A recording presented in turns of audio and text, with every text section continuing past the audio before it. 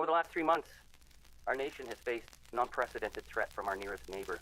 A threat to our borders, a threat to our sovereignty, a threat to our very right to exist as an independent democratic nation.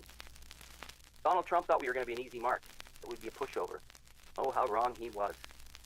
And now Canada standing up to him has made Canada the front line in the defense against the MAGA ideology. So no wonder Donald Trump and MAGA are feeling pretty angry at Canada. But what concerns me is the targeting of Canadian citizens who are crossing the border to work or to visit. We have seen too many stories of citizens being pulled out of airport lines and being fingerprinted and deported as though they were criminals. Citizens being kidnapped through illegal detention by ICE. And it's not just Canadians. We see the attack on backpackers, students, doctors, professors. I am here today to say to Canadians to avoid travel to the United States if at all possible, and to call our government to stand up for our Canadian citizens who are being denied their rights by arbitrary detention in the United States today. Canada must stand up for our citizens and for the rule of law.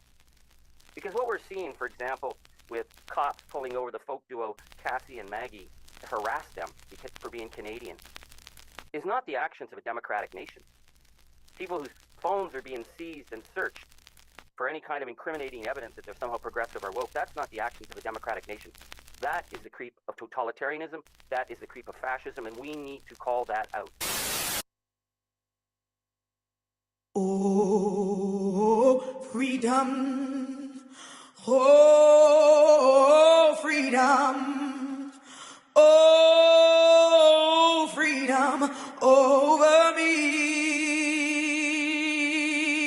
And before I'll be a slave, I'll be buried in my grave and go home to my Lord and be free. Oh, freedom. Oh, freedom. Freedom. Oh, freedom.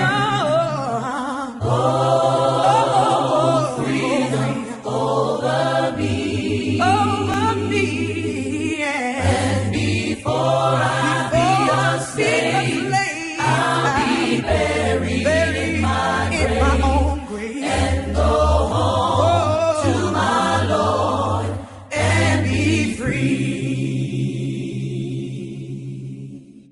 No more weeping, don't you know? No more weeping. No more weeping over me. And before I be a slave, I'll be buried in my own grave. And go home to my Lord and be free.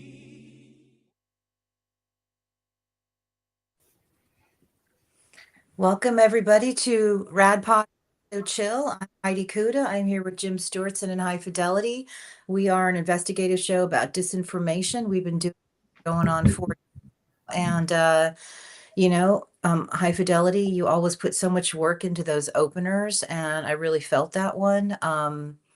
We opened with that beautiful song because our guest today is an opera composer. He's also an educator of young people. He teaches music. He performs with, various ballets, and he's just incredible. And we talked a lot about how people are obeying in advance and art is disappearing due to executive orders. And we're going to obviously talk a lot more about that. But man, yeah, here we are. And thank you for that opening clip. It was sure nice to hear somebody just saying it like it is, as painful as it is. We need people to actually speak truth to power. Jim, what's going on with you? I just wrote an article about that, or inspired by that, called "What Lies Beneath," and the image that I couldn't get out of my head is it's like we're getting thrown into a vat of acid, and we're gonna find out. Is there like some steel, American Terminator under there, ready to fight or not. And it's I don't know the answer. I have hope. But as I said in my article, hope is not a plan. Yeah. Hope is not progress. Mostly hope is a crutch for doing absolutely nothing because you're hoping other people are going to do it. So I think the truth is that it's undetermined yet if we have that, steel Yeah. Terminator under there, or whether we're all just going to dissolve into some big mushy mess and come out of the dark ages and wonder what the hell happened.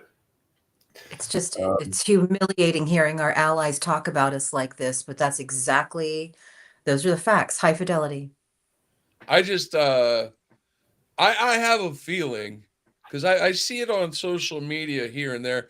I have a feeling Americans are actually out in the streets and they're protesting, but corporate media is completely ignoring that fact. So if you're in our audience and you're out there and you're in I don't know, a state capital or DC or New York or whatever, if you got some protest footage, send it in. Let us know. Because apparently corporate media is not going to let us know that Americans are in the streets. And I still stand by my whatever my thought that America needs to spend the summer in DC. They just need to shut that city down. And we need our own orange revolution. We need a Maidan. Why people aren't crowding that place is beyond me. Anyway, that's where I'm at. The answer to that is going to lie with everybody individually. I was in a space talking with Gal, and she asked the right question: what is everybody's red line? Yeah. And it's not a rhetorical question. It's not meant to guilt anyone into anything. It's meant as an actual real question. Yeah. And it's important to ask it now of yourself and be honest about it. Because the answer may be, you know what? I don't have the willpower or the the resources to really do anything. I'm going to have to survive. Okay. That is a personal decision that you've made, and that's okay. But just know that you're going to be playing defense, right? For a long time.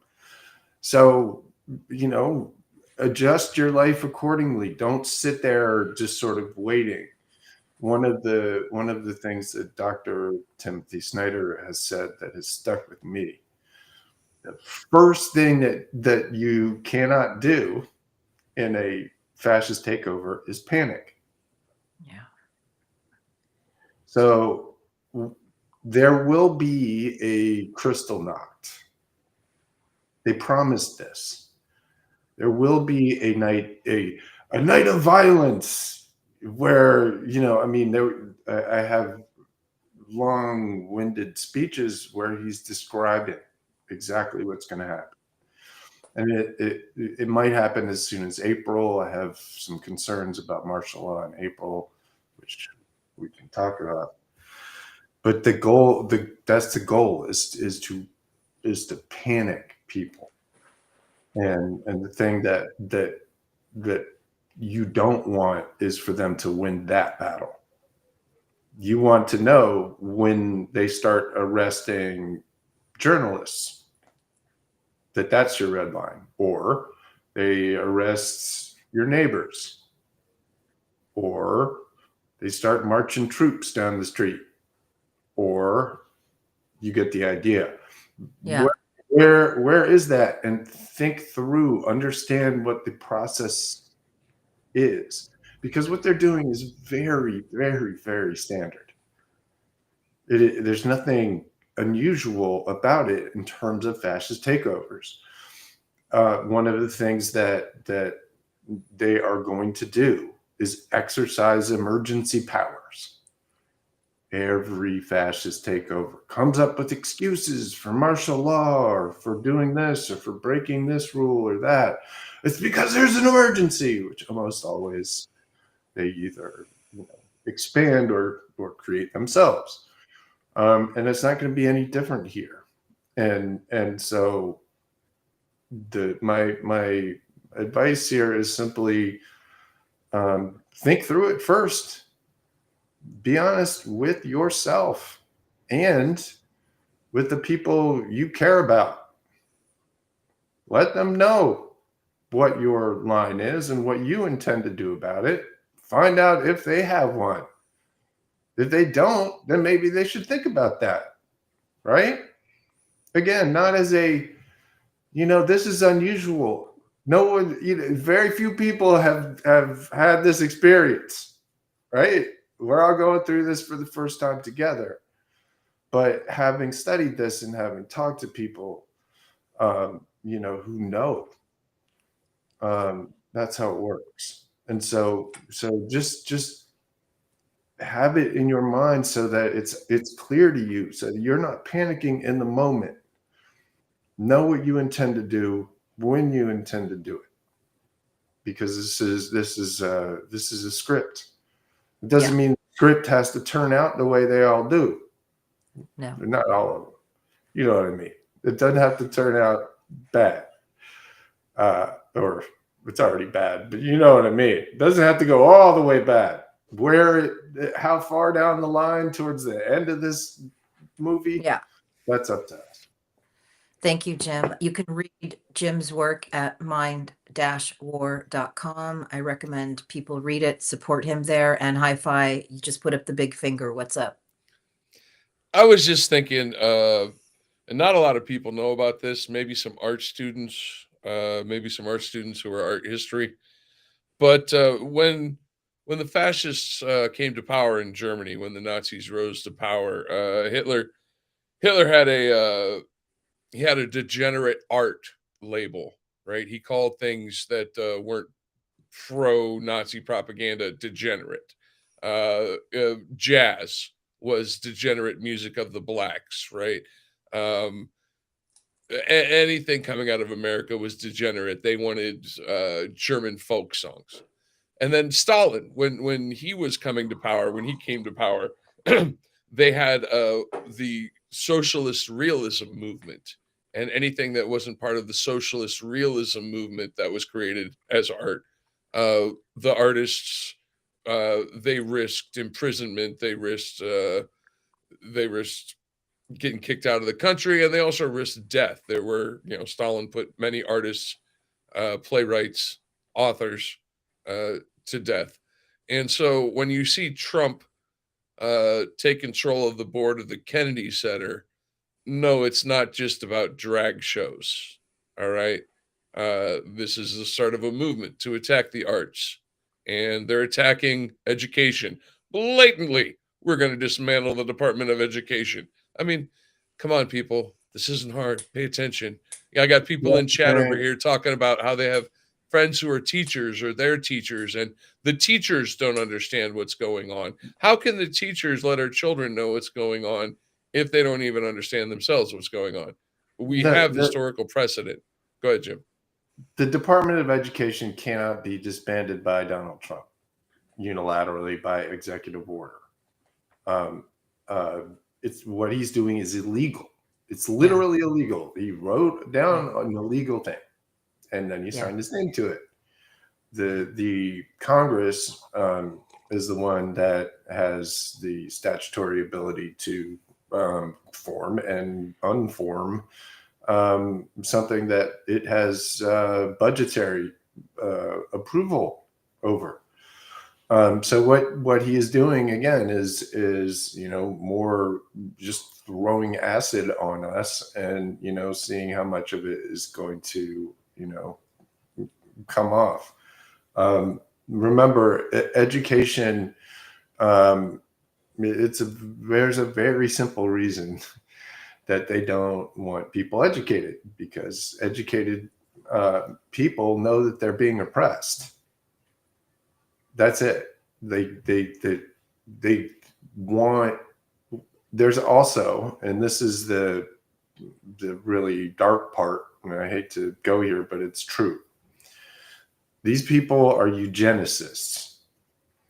They believe literally that there are races of people that are dumber and just less inclined to get, for example, a college education. Peter Thiel says this out loud all the time. He wrote a book 30 years ago called The Diversity Myth, which is this short of the bell curve, which, you know, is just scientific racism, right? So you'll hear them, you know, oh, that's what this DEI is all about, right? Yeah. They think we're taking less smart people and trying to make them smarter. That's what it's all about. These are fucking Nazis. That's why you got the wrestling lady Yeah. with the rapist husband Yeah. in charge of the Department of Education. By the way, that is a horrific story. You don't want to look into that. Hey, speaking of it seems to be a pattern that I had. Just a little. I create, so I still tweet, and I could explain why, but I had one viral tweet after all these amazing historical comparisons and all this data and stuff, and the one that went crazy was just Conor McGregor is a rapist. Conor McGregor is a rapist. Yeah. Conor McGregor is a rapist. Yeah. Because he's in the fucking White House, like sitting there lecturing about immigration or something like that, hugging the Pete Hegseth, like a big man hug, and like Mike Waltz, the NSA, the National Security Advisor, jumping around with him. He's doing the cock and walk like this. He's a fucking rapist. He paid a woman $260,000 because he raped her. He is a ridiculously, obscenely wealthy, washed up cage fighter and a rapist. What the fuck is he doing at the White House? He has absolutely no business anywhere near there. And so I think sometimes it's just people want this simple fucking point driven home that that's not okay.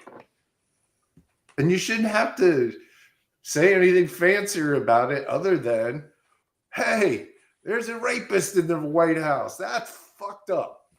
No. There's one more rapist in the White House. Exactly. One additional rapist. Like the rapists were hugging each other all over there. It was like yeah, it's interesting. Family reunions of rapists in the White House during that event.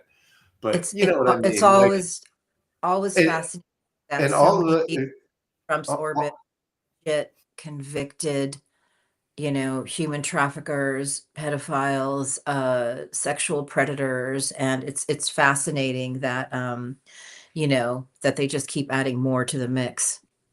Well, that's part of the initiation. To be part of the gang, you have to be one of these animals. You have to be a misogynist, someone who will engage in these activities. I mean, Elon Musk leaving bruises on Amber Heard, Joe Lonsdale, and whatever the hell happened with Elise Cordy. I mean, we can go on and on and on all day. We've talked about here, misogyny is the easiest way to divide people. Right. They're more than misogynists, really. Right. They're misanthropists. Right? They hate humanity. Literally want to extinguish it. They have a death wish for humanity because they hate themselves, right? Elon Musk is one of the most self-hating human beings I've ever seen in my entire life. Same with Peter Thiel. Peter Thiel's a gay man who sends waves and waves of propaganda, sets up entire networks devoted to exterminating people like him. What does it tell you about him? And what does it tell you about the idea that he has basically total ownership over the vice president of the United States and very heavy influence over Elon Musk, the actual autocrat of the United States. And what is it? And so it just to finish this point, like that hatred, the pointing end of that misery, twists people into being able to do whatever to others. And it's just very important, I think, that we understand that, at the bottom of this is, and it's part of the reason why I have a little bit of hope, and still, even though I don't know why. It's because that ideology, that mentality, you know what it is? It's brittle. Yeah. It's very, very hard, right? But it's brittle. Well, and my feeling is, and maybe it's just because I'm a bleeding heart lib, is that there is some, forgive me for saying this, truth in love is stronger than hate. so there's so many things that I want to bring up because I want people to make this book their new Bible, The Power of the Powerless by Václav Havel, who was a poet and a playwright in Czechoslovakia. These essays earned him a 4.5-year prison sentence. This type of work back in the 70s had to be smuggled out into other countries through the underground in Poland. And so one thing I want to talk about related to this came out in 1978. He then became the president of the Czech Republic after the Velvet Revolution. One thing that he pointed out in 1978, because as you're talking, Jim, I'm realizing the disconnect that people have with reality, and they can't see these connections that we're talking about because they voted in a reality TV star. They sit in front of televisions all day, and social media has, made it very easy to micro-target. But in 1978, Havel wrote about the crisis of contemporary technological society. He wrote about how uh, technology is out of humanity's control, has ceased to serve us, has enslaved us, and compelled us to participate in the preparation of our own destruction.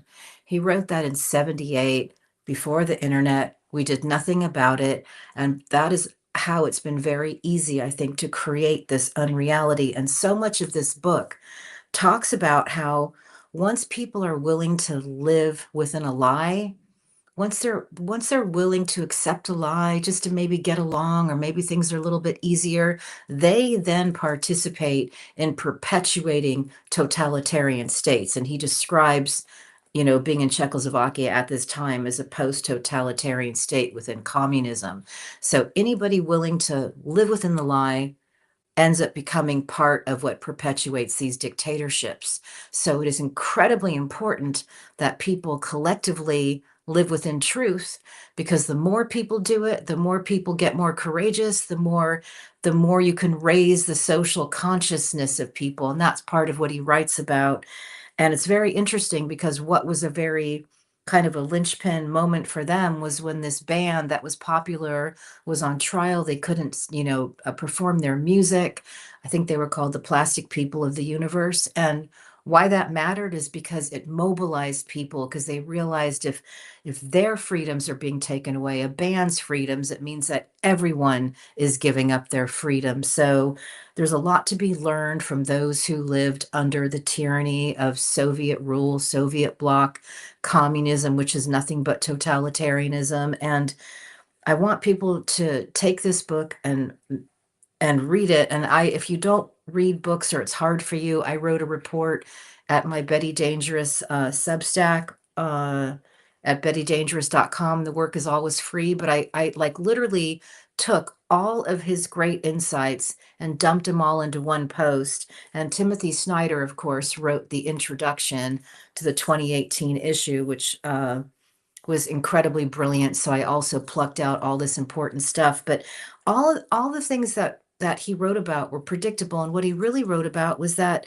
he explained that the West was going to fall. He predicted the fall of America in this book because he said we were going to get so comfortable in our consumerism, become these sort of like dreary TV animals, and that it was going to suck the spirit out of us for even fighting for things. And I think there's so much truth to that, but it's not irreversible. And that's why I find inspiration in it.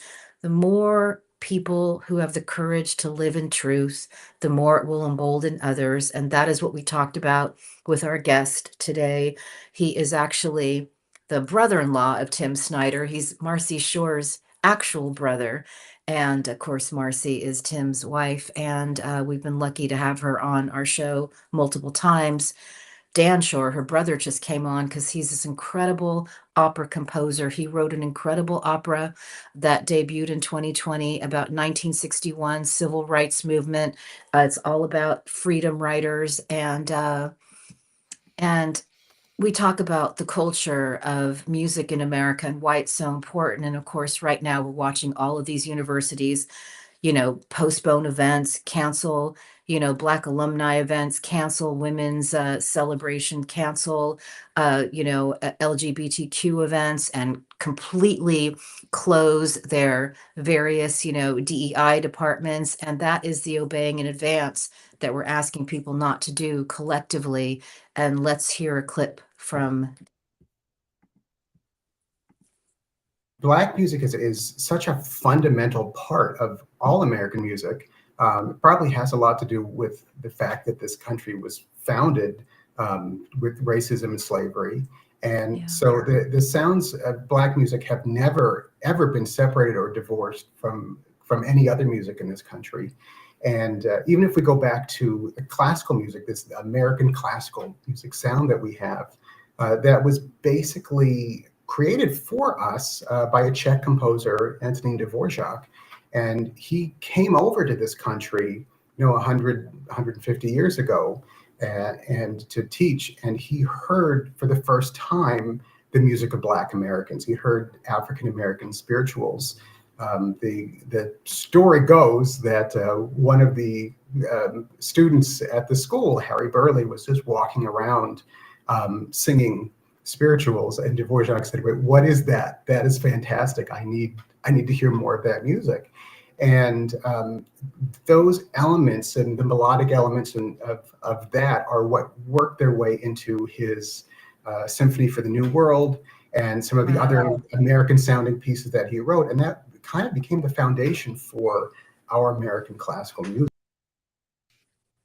I just have to say, when I was a young man in high school, I actually performed the New World Symphony, and very few pieces of music capture the majesty of this country like that one does. So if you've never heard it, go out, look it up. New World Symphony. It's awesome. Anyway.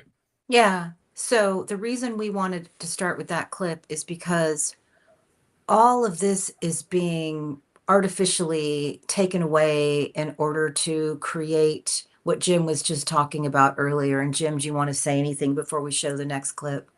No, you go. Thank you. One of my main interests as a storyteller is the rich vein of American stories that we have, and how people have come here and how people have dealt with situations. And one of the things that you're always looking for as an opera composer is an interesting time and an interesting place and an interesting sound. So my last full-length opera, which premiered in 2020, was set in 1961 in New Orleans during the Civil Rights Movement. And there's a lot of sounds of jazz and blues and spirituals, and also the freedom songs that people who were working for the civil rights movement sang en masse as a chorus all the time. And it was a very important to the sound of the opera to me is to recreate that sound of what it would have been like to be part of that movement in 1961.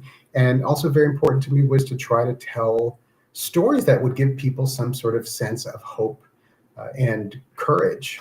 And one of the things that attracted me so much to the Freedom Riders was the idea of a student-led protest movement that was actually effective, that actually did what it set out to do. And I thought, well, this is a story that I want to tell, of people coming up with an idea to fight and protest and actually having positive results. And for someone in the audience to be inspired and say, yes, this is something that a normal person.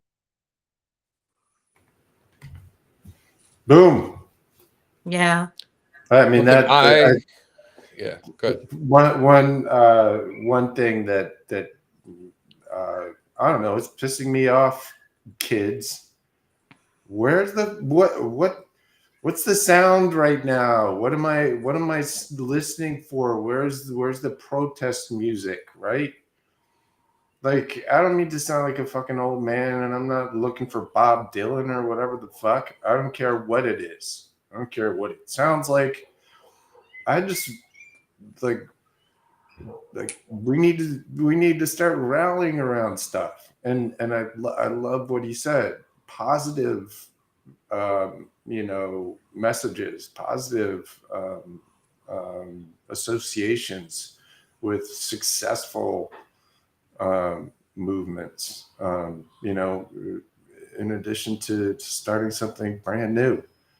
There's a lot of, it just feels, damn it, kids, if I was back in the day, I'd be out there with my punk band doing some shit. Let's go. Yeah.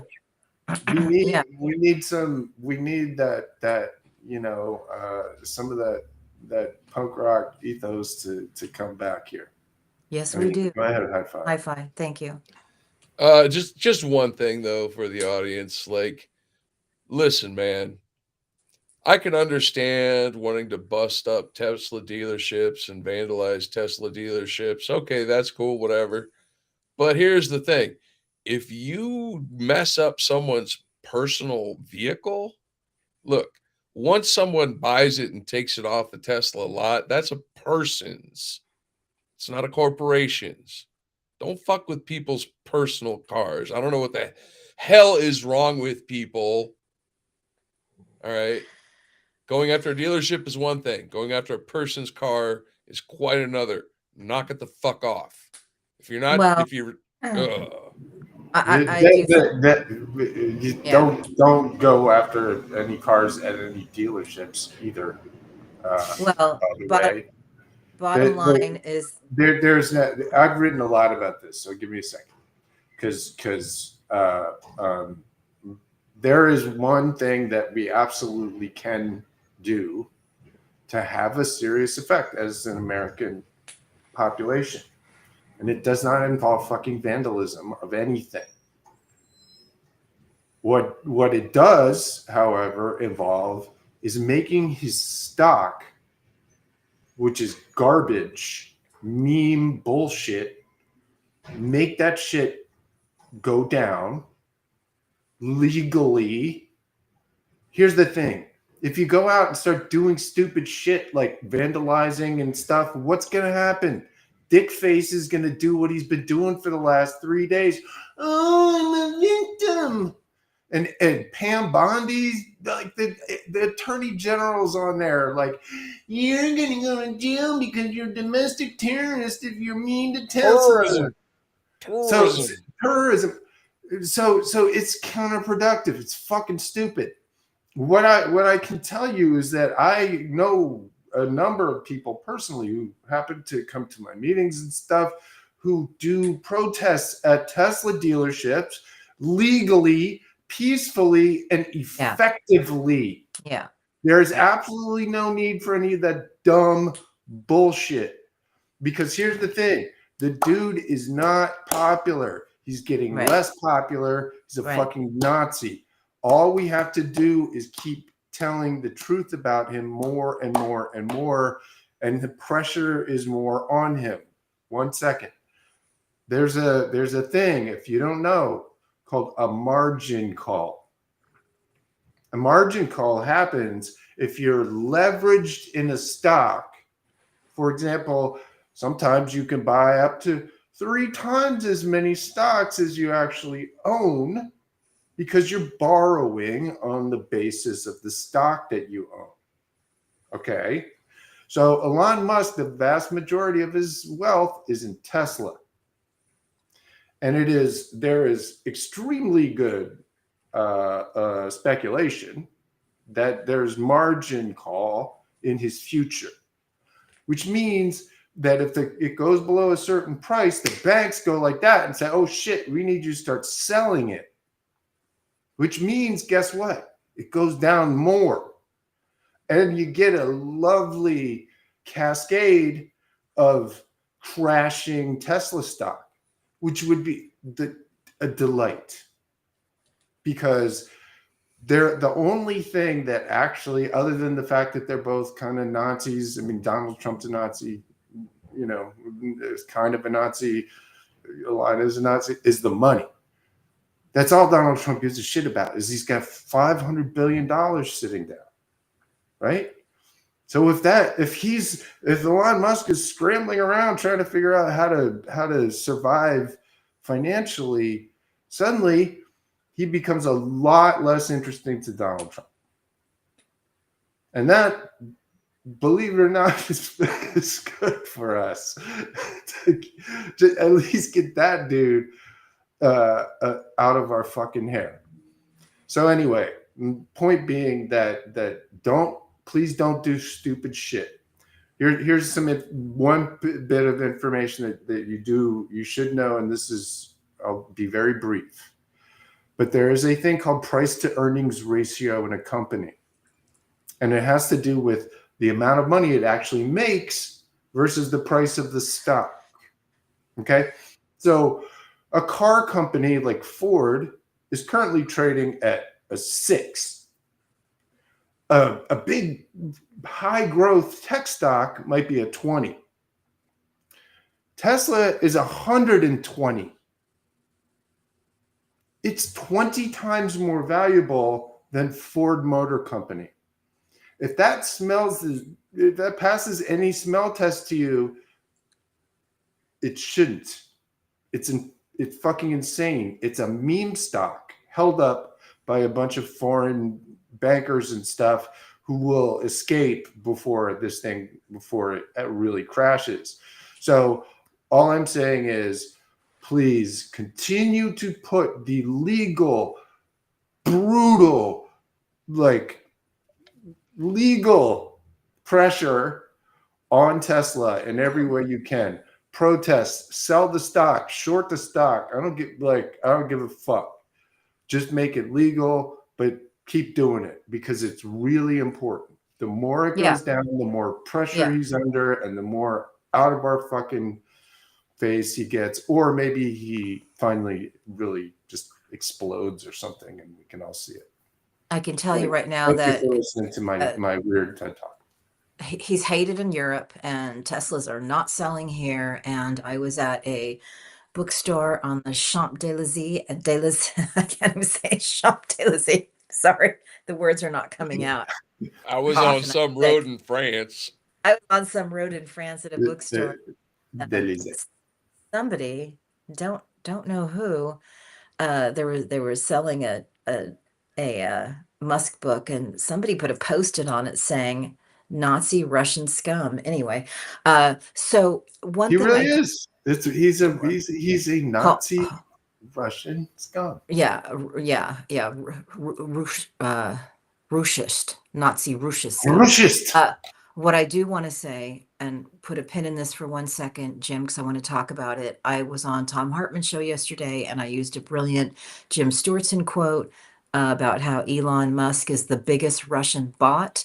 And I want to put a pin in that for a second. I want to talk to you about the Mars money laundering scheme. But before we do that, I want to say, just so people understand why, if they really want to protest, it's probably a good idea not to just be snarky on Twitter all day. Because the fact of the matter is that the book I was just telling you about, The Power of the Powerless, when Havel met Lou Reed, this is one of the stories that Dan Shore told us.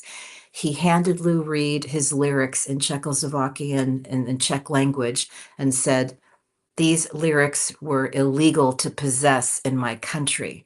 So, and I bring this up because this is where this is going. And if everybody's obeying in advance, that is the kind of stuff that we are going to have to look unforward to.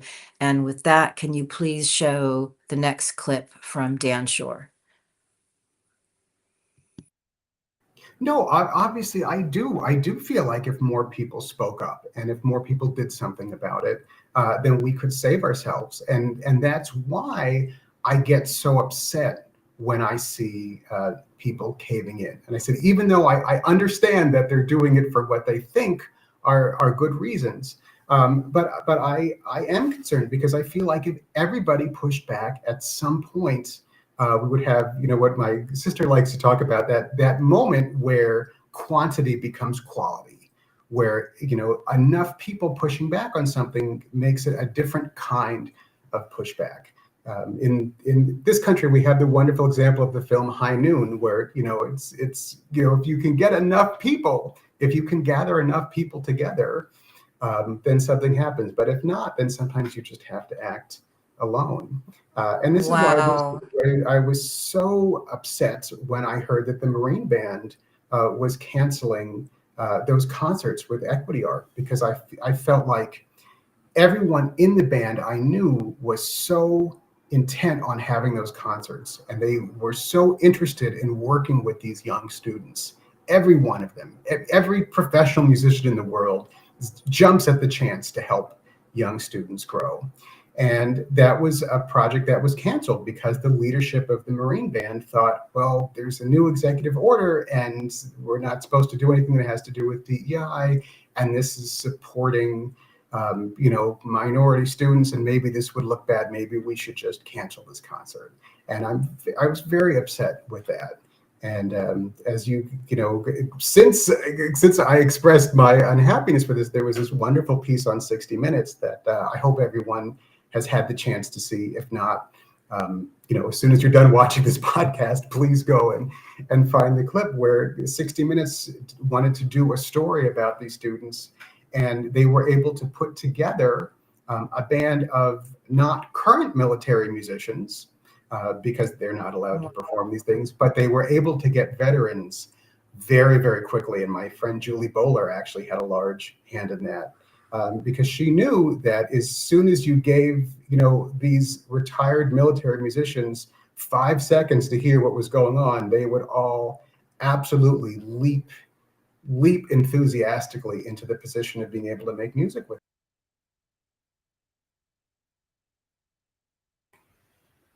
I mean, this shit that they're doing in the name of DEI. I mean, these assholes are putting like bots together to scrape the whole website of all of these places, all of the databases in them, and find stuff like gay.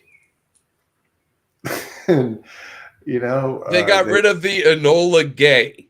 The plane that dropped. Yes, they did. They got rid of the Enola Gay. They got what they got rid of? They got rid of Jackie Robinson from the DoD website, celebrating Jackie Robinson's military service. And by the way, Jackie Robinson fought to be in the military. Not just he didn't just fight to be in baseball. He fought to die for the country that enslaved his ancestors and was just barely halfway letting him be a free man. And these motherfuckers ran a bot and decided to delete Jackie Robinson. The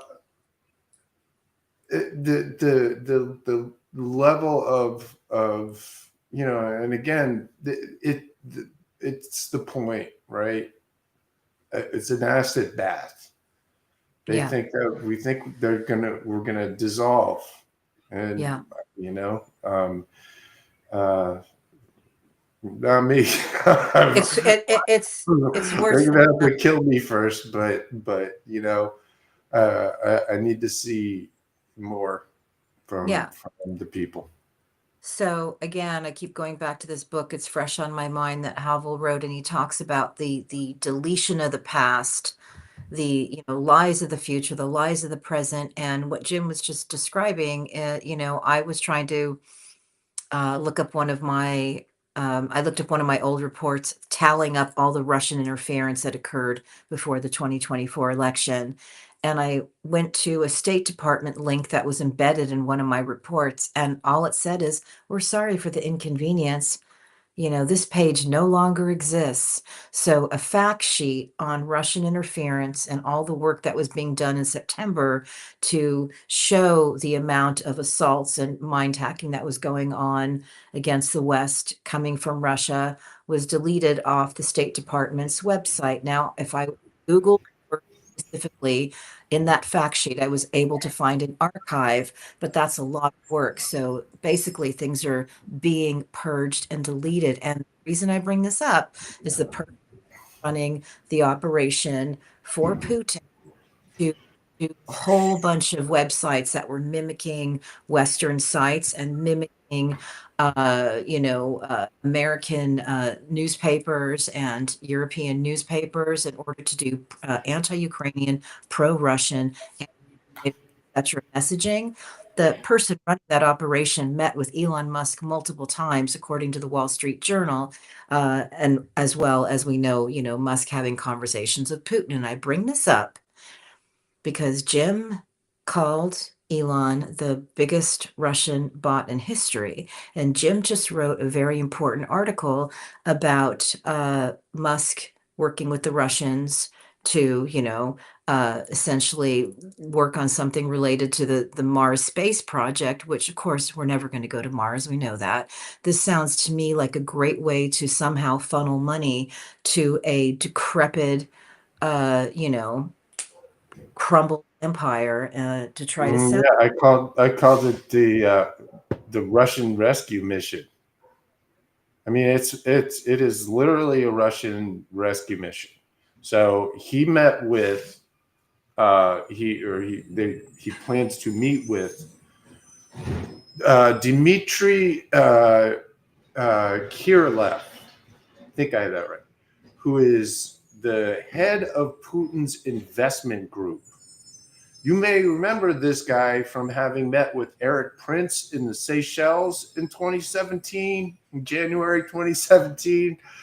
For oops, we had a beer. Sorry, that was an accident. We just happened to be in the same bar at the Seychelles. That's the meeting facilitated by a guy who's in prison. Yeah, that's what who was a pedophile in prison. Yeah, right. Yeah, lovely people.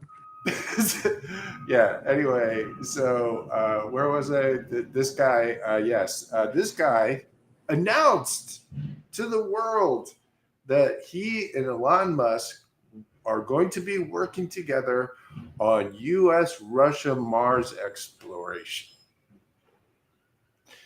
Now, Elon Musk, simultaneous to the Russians making this announcement, Elon Musk goes out on like Ted Cruz and all these other places and makes very stupid announcements. He says that there's going to be a man on Mars in 2029. He said a man will set foot on Mars in 2029. And I said, if that happens, I will eat both of my foots live on Twitter so that everybody can see it. Because it's fucking impossible. Also, he said that 1 million people will live in a self-sustaining civilization on Mars in 20 years, in 2045. Okay. Now listen to me. There's a secret that he doesn't want anybody to fucking figure out. But they'll tell you if you ask them, but they don't want you to know it, which is that you have to live underground on Mars. Mars has unlivable, deadly radiation. Nobody's living on Mars. But this is important because it puts a hole into his entire LARP, because this is not a small thing. He is literally trying to destroy Social Security, to take away your future so that he can put it into his fucking Mars colony, which cannot exist except for underground. Now, you may ask, well, doesn't he know that? Yes, he does, which is why he did the Hyperloop and the Boring Company and all of that stupid shit. He literally thinks that he's going to dig a giant civilization under the surface of Mars, populate it with 1 million people, and make it No. It's fucking insane, and he's spreading it all over the place with the assistance of the Russian government. And I think it's very important, because all of it is designed to ensure that Putin has money, which he needs very desperately. And two, guess what the entity is that Elon Musk plans to go into business with? Rosatom, the Russian nuclear agency. It's all coming together. Because, wait a second, we need nuclear things for the rockets, and we need nuclear plants on the Mars, and we need all the nukes. So we're going to do a business with Rosatom to get all mixed up together with the money and the technology going back and forth and the scientists and all that. That is the fucking plan. And remember, in 2001, Elon Musk went to Russia twice to go buy ICBMs. And then he went again in 2002. And then he met with Russia's favorite congressman, Dana Rohrabacher. And then he started SpaceX. Is it espionage? Is he an agent? Is he an asset? Hold on. You forgot the punchline, though, man. 2004, Dana Rohrabacher writes the Space Privatization Act. Right. Yeah. All of it. All that. Rohrabacher walks him through the whole process. In the meantime, Elon Musk is pouring money into Dana Rohrabacher, because who the fuck is going to vote for Dana Rohrabacher? Mm-hmm. Who would vote for Dana? Have you seen that guy? I bet his intern, Eric Prince, would. Well, that's a different story. You see how this all comes around, by the way? Yes, all together.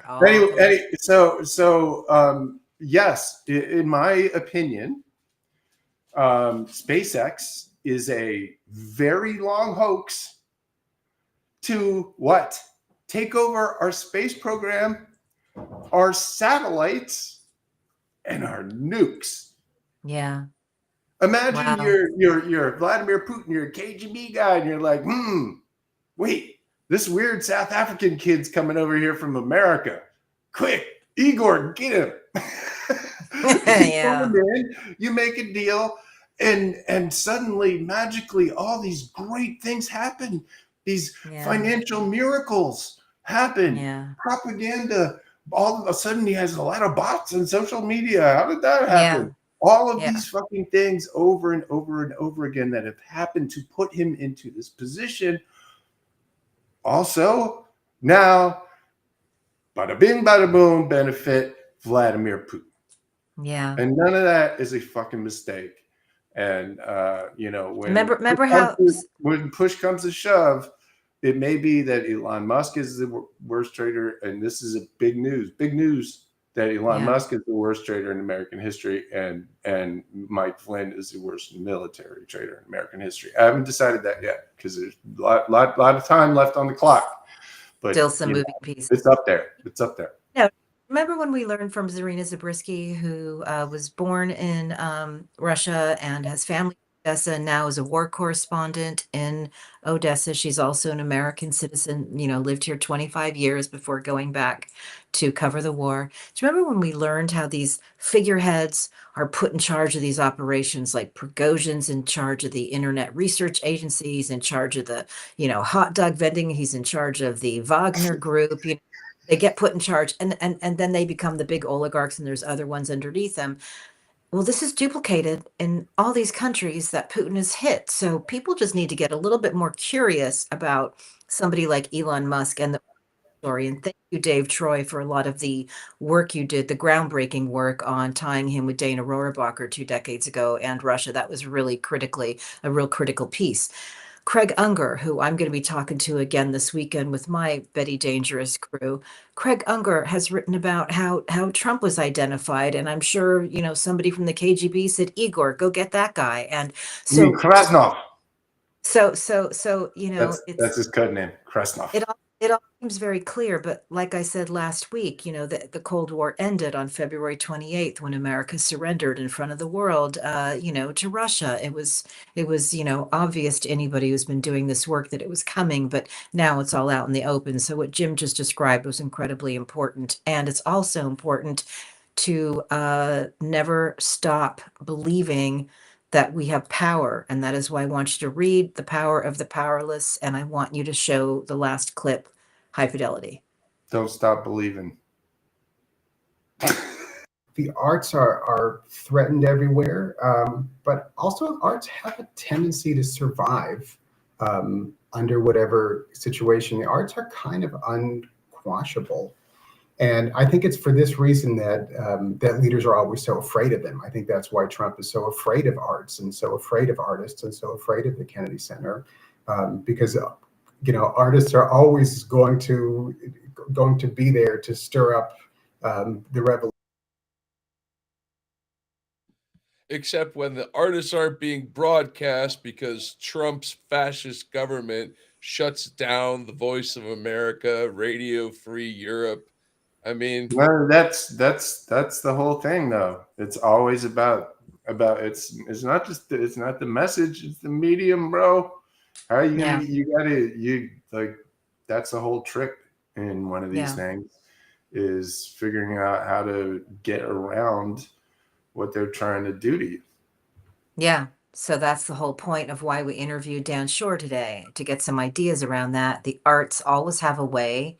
It's the incumbent on our poets and our musicians and our playwrights, etc., to keep guiding us, because it's always the artists who sparked the revolution. And that was the perfect line for that. So it's the writers. We need everybody to, just maintain living within truth, because there's going to be a lot of pressure to start accepting the lies. And that's just not, that's unfucking un-American. So I don't know. That's my thought for today. Hi-Fi, anything else? Jim, anything else? Find your Terminator, bro. I just there's a lot of stuff going on we didn't discuss. The biggest thing I have a problem with right now is there was an organization that was helping Ukraine locate missing children that had been taken by Russia. And not only did Trump cancel that program, not only did Doge cut that program, but they deleted all the data. Years and years and years of work finding missing children. And it's gone. Poof. Right? I mean, they don't. Yeah. You know what else? Last thing, just to give you what concerns me, maybe here. There was a team that was set up in 2004 to counter the Russian sabotage ring that they had begun at, igniting across Europe. They had bombs in numerous bags. They had arsons in several different countries. They tried to bomb American flights that were coming to America. And this was reported as by the European intelligence agencies as a major Russian initiative.